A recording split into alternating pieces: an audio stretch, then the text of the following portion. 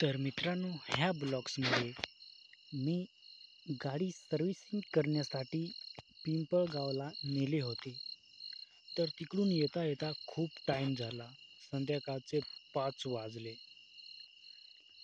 तर मग ब्लॉग्स बनवायचा विचार केला आणि नंतर डोंगरावर आलो. डोंगरावर खूप वारा होता. त्याच्यामुळे आवाज माझा तुमच्यापर्यंत पोहोचत नाही. त्याच्यामुळं मी आता नंतर आवाज टाकला आणि तुम्हाला थोडं स्पष्टीकरण दिलं. खूप वारा होता त्याच्यामुळे माझा एकही आवाज, थोडासुद्धा आवाज तुम्हाला उमजत नसेल.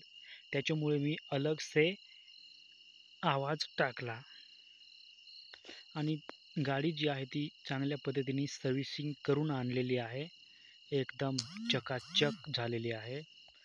तुम्ही पाहू शकता मित्रांनो, सर्व काही झालेलं आहे आणि माझं भाषण पण आता संपत आलेलं आहे.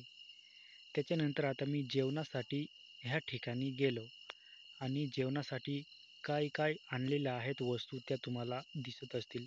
पाववडे आहेत, समोसे आहेत आणि सँडविच पण आहेत आणि पाणी वगैरे सर्व काही गोष्टी आहेत.